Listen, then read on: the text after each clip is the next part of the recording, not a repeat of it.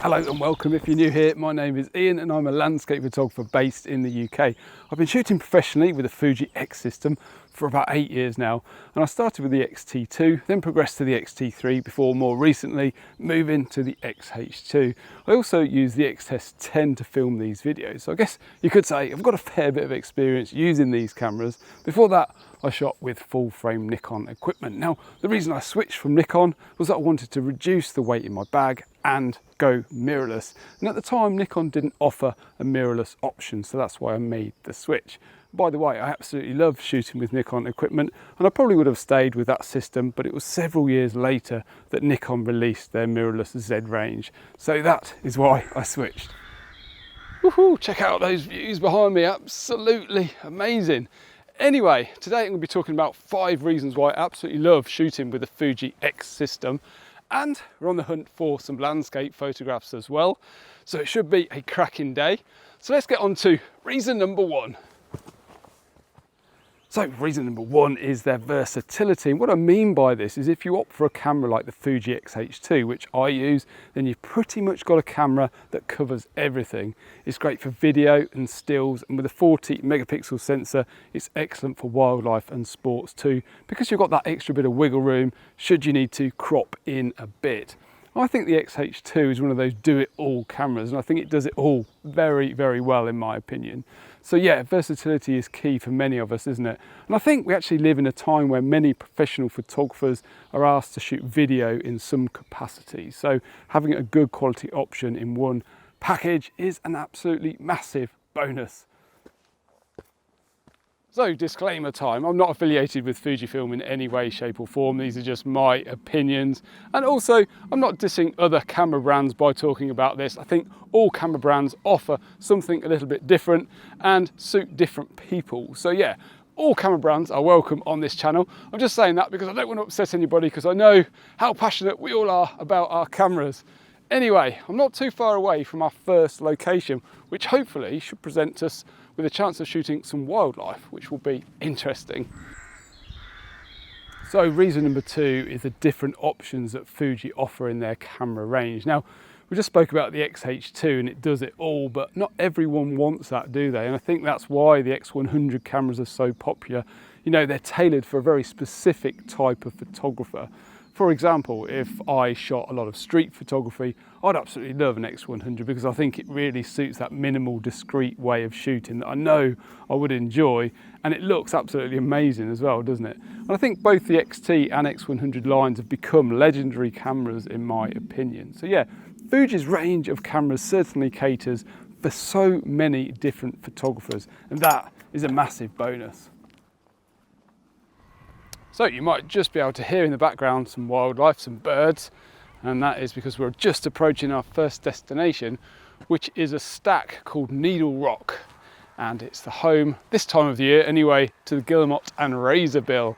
So hopefully you should be able to get some nice wildlife shots of them. That's what I'm hoping for anyway.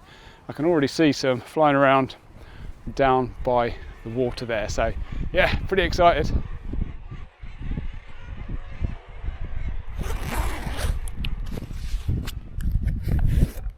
So I've got the 70 to 300mm lens on the X-H2, and I'm going to take some shots of the wildlife. Now, I like to incorporate the landscape and the wildlife together, so that's what I'm trying to do here. And I found some really nice little patterns in the rocks on the left-hand side, and this stack here as well has got, yeah, tons of birds all over it. Now, these are guillemots and razorbills, and if you're not familiar with those birds, the guillemots have just got the black head, and the razorbill have got the white stripe next to their beak. Beautiful birds, incredible. And it's always great to come down to the cliffs, just be here and enjoy the moment. Absolutely wonderful, yeah, just an incredible sight to see. Quite noisy though. Anyway, let me talk you through a couple of shots that I've got in mind. So I've got quite a nice little vantage point here, just peeking over this ledge, and there's some razorbills just down there, which I'm shooting at the minute. They're about probably, what, 50 yards away, so I'm not getting, you know, super tight on them, but it's quite a nice little frame. And also the colours in the backdrop there are absolutely wonderful. So like I mentioned before, just picking out different abstracts, incorporating the birds into those shots, and yeah, just picking out different details and textures within the landscape incorporating the birds, yeah, absolutely brilliant. And yeah, I'm going to continue to shoot this, and I might put the 16 to 55 lens on and see if I can get a wide frame of this whole scene. The light isn't great at the minute, but yeah, I'll probably get a wide frame of this as well, just with the birds on and the different, see if I can pull out the different colours in the cliff face there as well, so that might be quite nice. Yeah, I'm looking forward to seeing what the rest of the day will bring, and I'm hoping we're going to get a good sunset this evening, because we've got a nice little location lined up a bit further down the coast as well. But anyway, let's get on to point number 3.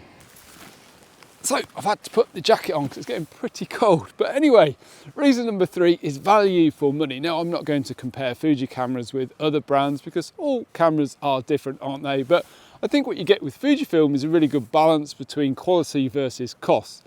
And I think, you know, the flagship cameras, they're good enough for professional use and also affordable enough for enthusiasts and hobbyists as well. And I think this is why Fuji cameras have become so popular in recent times, because they cater for so many people. So wildlife photography is difficult, isn't it? And I take my hat off to anybody that does wildlife photography well. I find it really, really difficult. Anyway, like I mentioned before, you know, I tend to shoot landscapes and incorporate the wildlife into those photographs. That's what I try to do. I don't know if I got any amazing images back there, but what I do know is that I thoroughly enjoyed that moment down there, you know, just being amongst those amazing creatures, and I hope you guys enjoyed that footage as well. Now, in case you're wondering, the drone flight I did back there, I made sure to keep my distance. I was well away from the birds, so I didn't want to disturb them. I just thought I'd let you know about that. If you are interested in how I edit my Fuji RAW files in Lightroom, you may find my online community helpful. Over there you will find my Lightroom masterclass, plus fortnightly editing sessions where you can download the RAW files and follow along with me. The link is down in the video description if you fancy checking out the Photographers Clubhouse. And you guys know how passionate I am about, you know, doing this full time. It's my absolute dream. So every little contribution from you guys helps. And, you know, thank you for all of your support so far. But anyway, we're on to a different location now for sunset, and hopefully we're going to get some good light. And then we'll talk about points number 4 and 5. So after driving down the narrowest road I've ever driven down in my life to get here, we've finally arrived at our location for sunset. Now I'm going to walk a bit of the coastal path, see if I can find a nice composition, and hopefully we'll get a break in the clouds. It's looking quite overcast at the minute, but let's get on to point number 4.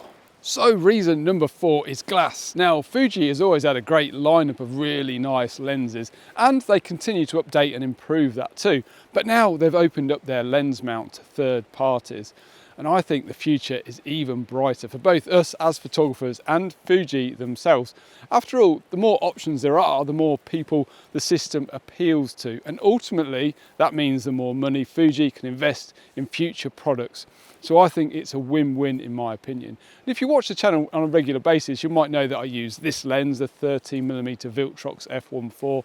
And I think this is a great example of why third-party lenses are so important. You know, it's light, it's great quality, and of course it's got that f1.4 aperture that's great for many things like astro or getting a shallow depth of field. So yeah, the huge lineup of lenses is a massive plus, and it's only going to get bigger.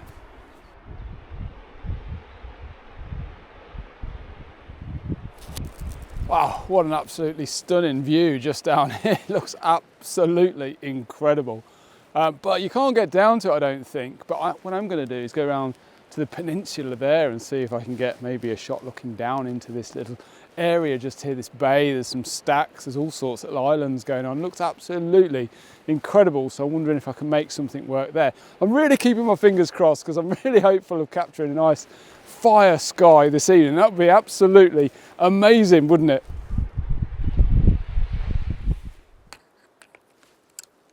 So I've got my composition framed up. I'll show you exactly what I have in mind. And I think compositionally it works really well. We've got some wonderful little islands and this peninsula that sticks out, and then one beyond that. So we've got that layering, that depth.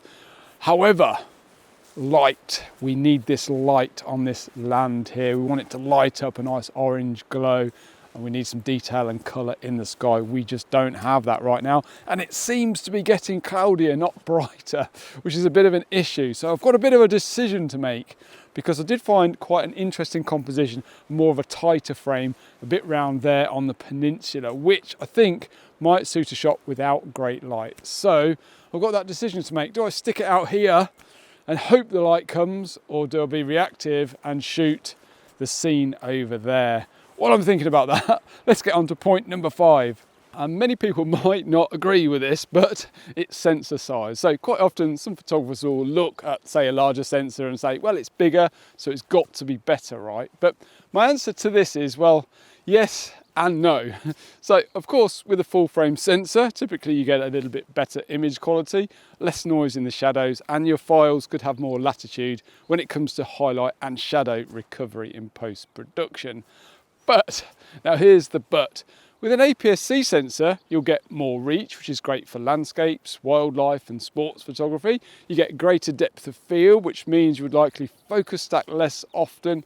And of course, you will likely save weight in your pack and pennies in your pocket. So I guess it's perhaps not as clear-cut as some may think.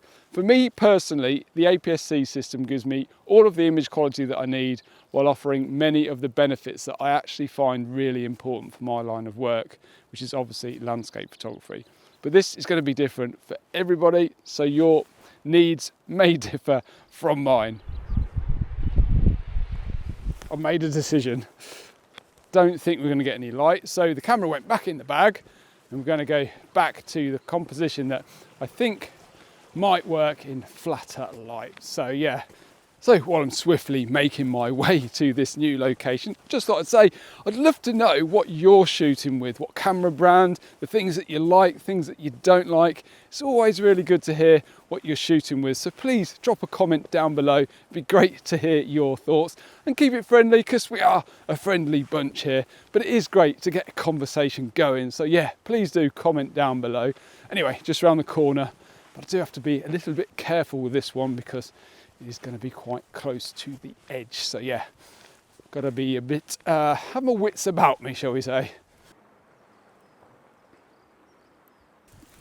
So I'm being super careful here because I'm right close to the edge of this cliff. And we're getting some rain now, so I think I made the right call. There is a slither of light on the horizon, so I actually do think it's better shooting this way. And I'm shooting this handheld.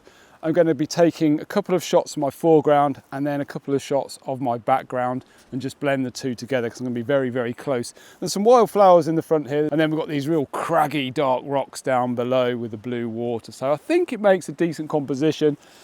What it lacks is dynamic light and also, you know, like some action in the water. It's quite flat. You know, if I was using a tripod, I'd probably just smooth that water out completely, but setting a tripod up here is too tricky. So hand holding, I boosted my ISO up to a 250, I think it is. F9, that's giving me about 25th of a second, so quite slow shutter speed, but with the IBIS in this and shooting wide, that's absolutely fine. So yeah, let's go ahead and take this shot now and see how we get on.